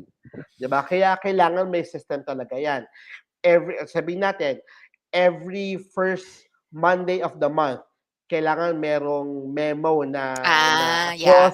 across sites, across department na naglalabas Mm. na these are the uh, Available current roles. and uh, current and available roles inside the organization.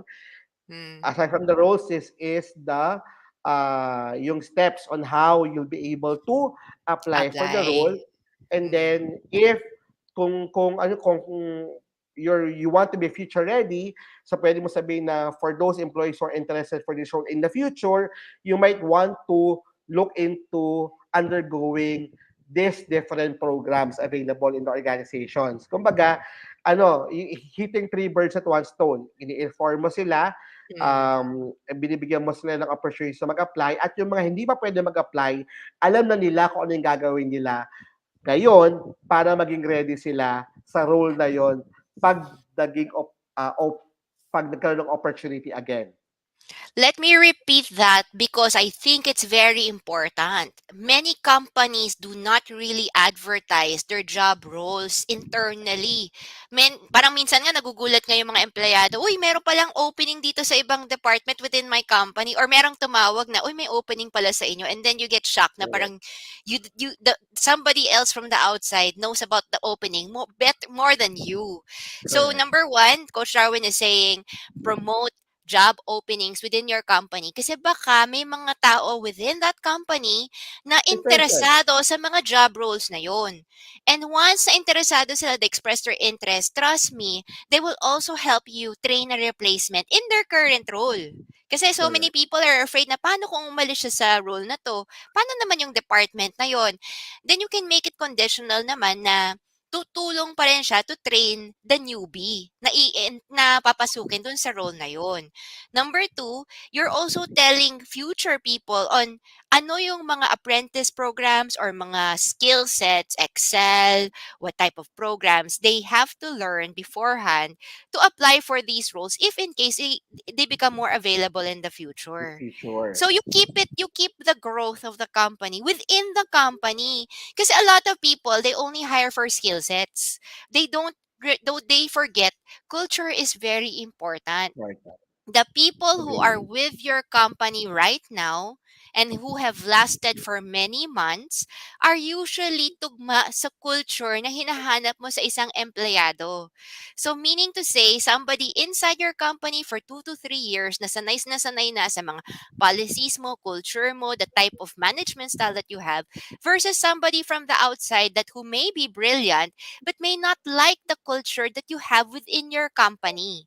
Between this person and yung newbie, syempre mas maganda yung somebody na everybody is comfortable with.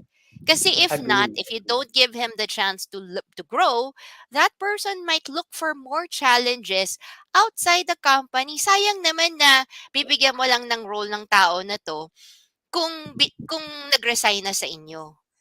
'Di ba? Kasi Agree. I did that before. I was working for a bank and I was looking for challenges and nobody really talked to me about it. And then only nung nag-resign na ako na nasabi na parang, sayang, parang yung pala, I was interested in one of the other roles inside the company that if it was offered to me, I would not have left. O, Left. 'di ba? And Agree. I think Agree. ng question lang is how much do HR really talk to the employees? Kasi it takes a lot of trust for employees to communicate their ambition. Kasi 'di ba nakakatakot din, Coach Darwin, pag yung empleyado mo gusto yung trabaho mo? Ako ano, ako team na I Mm. would this is something that I remember when I was Mm. applying for a recruiter position and one of the HR managers asked me, "How do you see yourself 5 years from now?" Ang sagot ko sa Mm. kanya, "Ma'am, I would like to be on your chair." Ah! Oo, kasi yun talaga yung ayun talaga yung Awkward. 'di Awkward ba? ba? Hindi siya ako for me and that's I'm just being plain and honest because I would like to be in her position because I told her that she inspires me to Ayun. see what the future is in state for me for Mm. that particular for this particular uh, uh, a career in HR. Kumbaga Mm. nakikita ko na I have an opportunity na ang HR pala hindi lang office work, pa pwede rin pala ako maging manager, pa pwede rin pala ako maging boss, 'di ba? And I Mm. would like to achieve whatever she was Tama, achieving during that oo. time, 'di ba? Did you achieve it na 'no, Coach Darwin? Exceeded pa nga, eh, 'no? In God's perfect time, I was able to.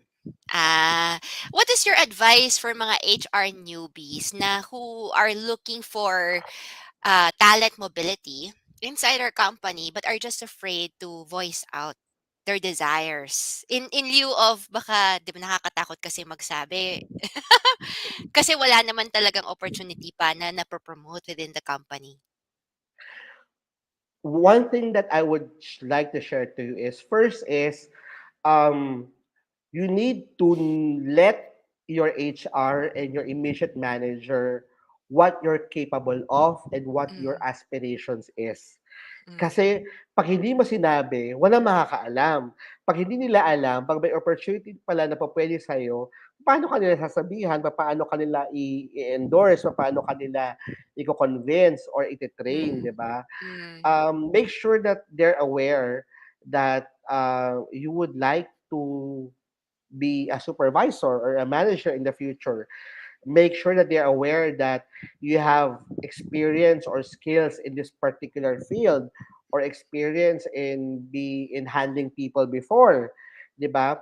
You need to ano yan eh, Tina, 'di ba? Sa atin nga ang tawag sa atin diyan is really more of professional branding. You need to mm, brand yourself to your networks because mm, your network doesn't know you. Technically, mm, people doesn't know you if you don't let them understand and make them realize and make them aware mm, that you are capable of this and this and this. Kasi mm, wala namang iba magsasabi sa kanila, ikaw lang.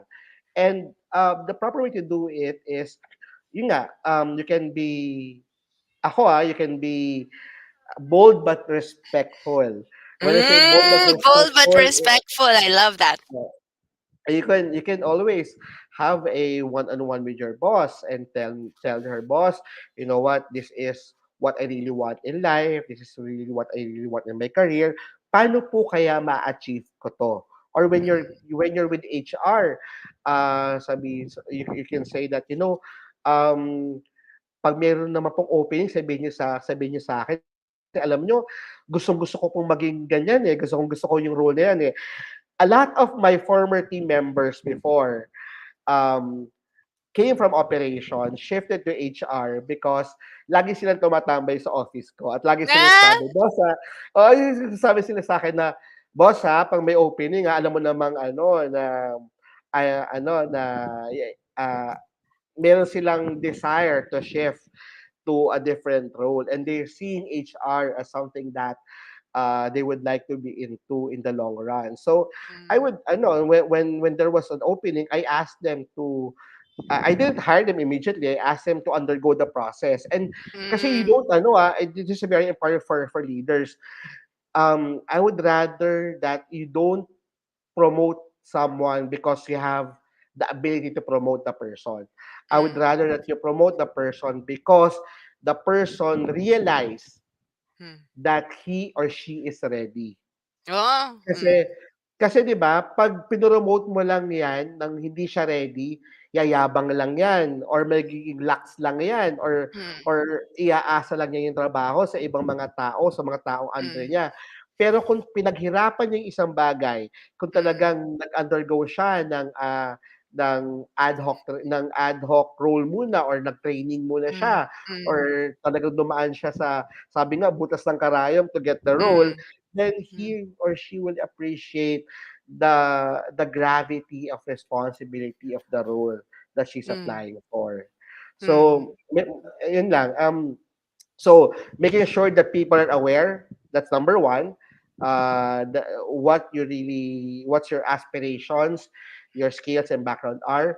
Number two is never stop learning. Never mm, stop learning. Kasi you won't achieve sometimes, and this is very true, there are learning opportunities in the organization na hindi lahat po pwede mag-train. Kasi for example, mm, mm, um, hindi naman po pwedeng lahat kayo nasa training. 'Di mm, ba? tama, Minsan sa isang buwan, tatlo lang yung puwedeng ang pupuwedeng mag-undergo ng training or dalawa lang kasi kailangan kayo sa production or whatnot or meron kayong ginagawang special project. So, what you need to do is prepare yourself. Sabi ko nga dun sa natin kanina, 'di ba, sa wow quote for the week. You need to prepare yourself on what your future would be, what your future would like to be, 'di ba? mm, All pre- mm, and by preparing, um, search for your own learning, search for your own opportunity to learn and to grow. mm, And siguro yung third is never never resign in an organization unless you feel that uh, na-exhaust mo na lahat ng opportunities for development and growth. Kasi mm, and if you're not If kasi marami sa mga kabataan ngayon, sa mga new batch, 'di ba? Sa mga new batch of employees ngayon. And this is a trend, Tina, that we're seeing. A lot of the resignation happens within the first 6 months of Mm. employment. And after the first 6 months, the next is yung between Two uh, years? 12, 12 to 2 years, di ba? Doon Mm. nangyayari. Mm. Mm. Kasi ang nangyayari nun is, um, ano eh, nag-go-goaling, kumbaga nagma-milestone goals yung mga tao na, oh, kailangan ma-regular muna ako after 1 year, kailangan makuha ko na to or what not. Pero Mm. pag wala silang nakitang any movement sa career nila, nadi-dishearten sila. Nadi-dishearten sila sa tingin nila, nako, hindi na ako mag-grow sa kumpanyang to. Maghahanap na ako ng iba. Better sweldo, better opportunity. The grass is greener at the other side of the fence, di ba? Mm. But the Mm. reality is, they were not able to tell their managers what they really want. They were not able to exhaust the opportunities within the organization. They were not able to really expand their horizons within their organization and really shine in their organizations. Mm. So I think it's up to us leaders to give those opportunities to them and also to share our own experiences. Kaya nga Mm. ano, 'di ba, very effective, Tina, yung sa mga malaking company, yung whenever there are new hire employees, ang normally nagsasalita yung mga tenured employees na, oh, Mm. I've been in this company for 10 years na. I've started as an agent. After 2 years, naging supervisor ako. After 2 years again, I was able to become an assistant manager. Pag nakikita ng mga new hire employees na, oh, may direction ang Mm. career Mm. sa organization, then they would stay.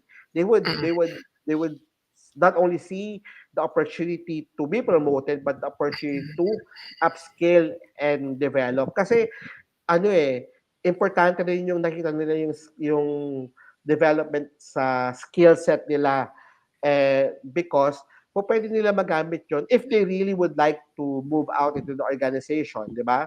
At Mm. least you were able to provide and equip them with the right knowledge, experience, and skills. So what Coach Darwin is also sharing is emphasizing kasi sobrang ang dami mong sinasabi na parang pwedeng i-wow quote of the next week eh, di ba? But what I think ang takeaway ko from what you just said is that you have to be very conscious of your employees' boredom kasi we're human beings eh, and we have a tendency na if there is no change, if everything is parang we're already very content and complacent, there is a possibility that people will start thinking about applying for another job or doing something crazy just so may interesting na naman ang nangyari sa buhay. So very few people can handle doing the same job for 10 years, day in, day out. Most people they want something that's interesting, so we have to be very conscious as HRs na our people are not looking out for those interests and sana they're looking inside kasi if Correct. we can provide them with the excitingness better, then they will really last for us kasi ay there's more to come pa pala, ay there's more to come pa pala, and it's better to learn it within the company than outside. And then yung tip niya kanina, number one, you have to be in good relationships with the people that you will be transferring to. Kasi most of us, we think of our jobs as jobs. Wala akong pakialam sa iba, basta ginagawa ko lang yung trabaho ko, okay na ako. But in order for you to be accepted by another department or another job role, kailangan marunong kang makisama doon sa culture ng role na yun. Kasi if gusto mo lang later on, pag may opening, mag apply ka, pero never once mong kinausap yung mga tao sa role na yun, baka it's not the same experience as you already are very close to these people even before you have expressed interest in those roles. There is no harm to say hello, hi, thank you. You know, hindi naman makikisama na may conflict of interest, pero yung you actually enjoy being with these people because these will be your future coworkers. Na Agree. lagi kayo magkasama. Kung ayaw mo sa mukha ng department na yun, huwag ka mag-apply, 'di ba? Kahit na mas mataas yung sweldo, mas mataas yung role, huwag mo kunin kasi galit ka dun sa culture nila. But if you love the culture, start today habang wala ka pa dun sa posisyon na yun. Di ba yung Agree, security agree. guard, you can be very, kahit na security guard ka, you can be very respectful. And then number two, I think na you have to upskill yourself by taking roles. Kasi Coach Darwin, di ba nakakagaw tingin yung mga employees na nagtatake ng courses. Kasi Agree. most of the employees do not take courses. And So, napakaraming mga free courses online, saka yeah. hindi lang online, maraming mga institutions na nagbibigay ng mga short courses, nagbibigay ng I mean, sa atin pa lang sa HR Cafe, meron ng 114 short courses na magpunta lang sila sa YouTube ng Philippine HR Group, makikita nila yung mga different discussions natin for the past 2.5 years, di ba? Pero that's So, one way for us to timbre who are the high potential employees. correct. Kasi not every employee in a company take courses. So when we see employees taking courses, it gives us attention na ito pala yung interesado nila. So if an employee is taking bookkeeping courses, ay baka gusto niya maging bookkeeper. Tapos pag may Mm, opening ng bookkeeping, syempre siya yung una mong pag-iisipan. If the person's taking up parang comp and ben, and operation siya, ay baka gusto niya mag-payroll. 'Di ba? May mga mm. ganong mindset eh. Agree, Parinig mo lang agree. kung ano yung mga courses. So last question lang before we end the show, Coach Darwin, from Kathleen Magalyon Banyara. Sabi niya, how do we apply the concept of internal mobility to the members of the HR team inside the organization? Kasi daw, parang minsan, ang hirap ng mga HRs na pumunta naman sa ibang department kasi baka akala nila mole. 'Di You know ba what? may That's mga not true. gano'n. Mall, 'di ba yung magsusumbong ka sa HR. Galing ka ng HR, punta ka sa ibang department para makiusyoso. Well, diyan pumapasok Tina yung tinatawag na investing on the relationship of your new team to your new teams, di ba? You need Hmm, to really get their trust and confidence that not only are you capable and able to do the work that you have hmm, applied for, but hmm. also you are able to um Keep kumbaga secrets. embrace their culture, or embrace their their current kumbaga ah, ka- camaraderie in their department. Ano yan eh. Saka although bihira yung although I've seen a lot of people who made the career shift, and Hmm, we've had a lot of people that from operations to HR. There are also a few people that from HR moved to operations and are very successful. hmm, Um, uh, ay perfect example na nga lang Tina is ikaw, 'di ba? From being an HR person, you're now the hmm, head of the whole entire operations of your company. hmm. So that's It's something needed that, eh, oo. 'di ba? It's Because needed. it's not only needed because but you were able to achieve that because you already know the skills that is Hmm, needed for you to be hmm, successful in that role. You were able to hone it for the longest time. You were able to able to gain experience through your previous hmm, companies, and also observing on what are the hmm, best practices in the industry, di ba?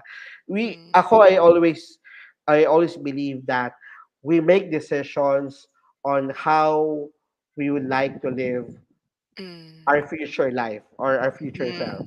hmm, So, ganun ka din dapat, Kathleen. I mean, if you feel that you're currently in HR and you would like to pursue a career, let's say in workforce, in IT, or the other departments, hmm, there's nothing stopping you. If hmm, your aspiration is there, bring all of the good stuff that you've learned in hmm, HR, and learn all of the great things that you'll be learning on your new role, and be the best person for that particular role, di ba? I've hmm. I've seen a lot of HR leaders who have become very competent and very highly successful CEOs. Mm. So we're almost at the end of the show, Coach Darwin. Any last words from you, and then last for me, then I'll end the show. Okay. Talent mobility is very important nowadays, not only because of the need for retention, but also the reality that talent is something scarce right now. There Mm. are a lot of talents, but you need to understand because of the new um, uh, type of work environment that we're into, where there's the gig economy. There are different companies opening offering work at home. There are different companies offering hybrid, and there are a lot of mutations of working um, conditions in terms of employers are providing. Napaka tindi ng talent wars right now. And not only because of matindi yung talent wars, but employees have a choice na eh. Mas ano na yung mga employees eh, mas malawak na yung choice nila. Gusto ko ba mag-work at home? Gusto ko bang bumunta sa isang company na hybrid yung work, or gusto ko bang mag-work on site? Gusto ko bang magtrabaho malapit sa office ko or malapit sa work kung saan ako nakatira, or gusto ko bang ma-assign sa different geographies?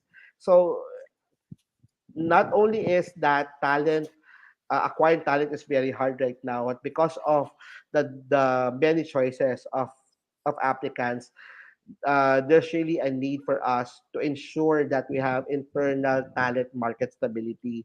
And we can only do that if we ensure we have a strategic internal talent mobility in place.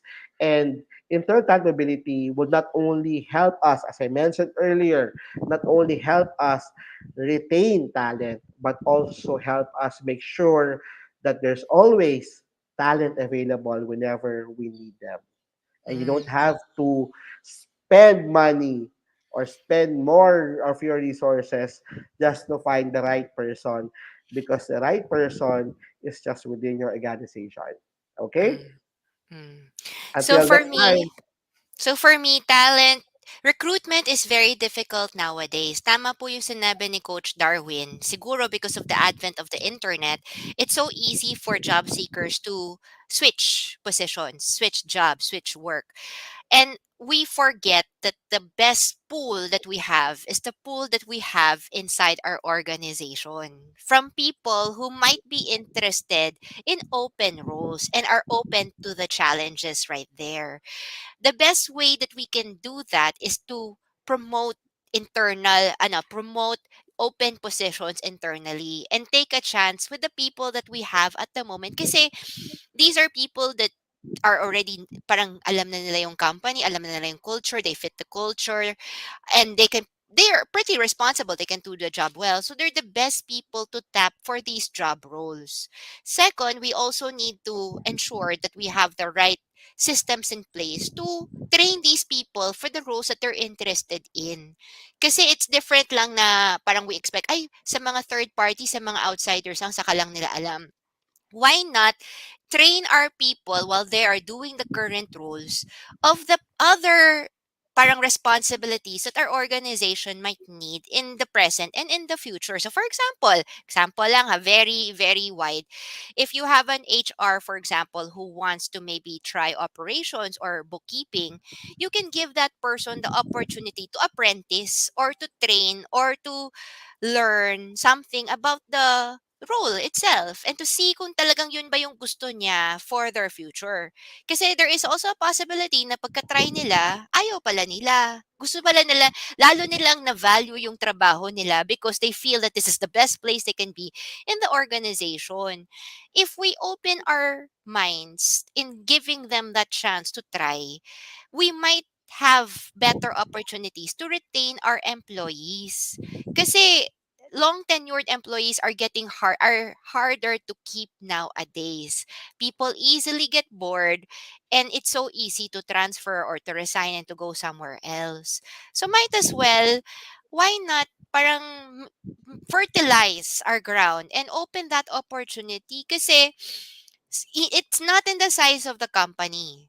we are an SME, you can be, pwede 10 lang kayo, pwedeng 20 lang kayo. Pero the fact that you actually care for that person's parang interest, you care about that person's career speaks volume already for that person.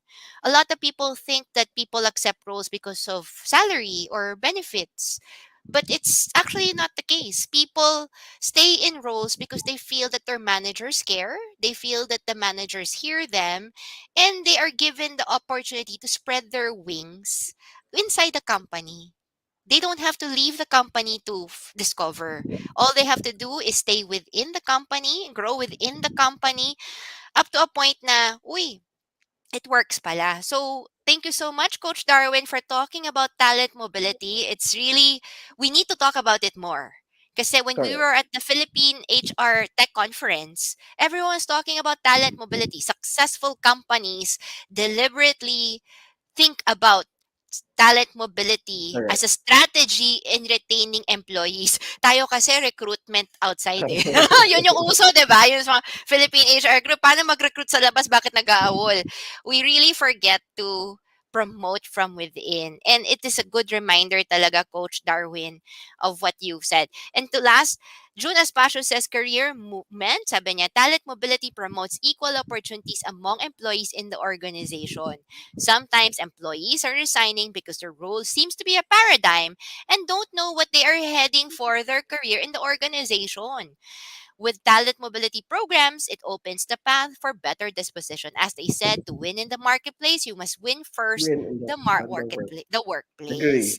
So with that, thank you so much everyone for joining us with the HR Cafe. And for next week, we have Miss Daisy Lacunan Calyata who will be talking about HR standing with integrity. So we look forward to seeing you again next week, again on Sunday, 3 to 5 p.m. at the HR Cafe, promoted live at the Philippine HR Group and the HR Cafe Usapang Trabaho, Buhay at Iba Pa Facebook pages and YouTube pages. Thank you so much.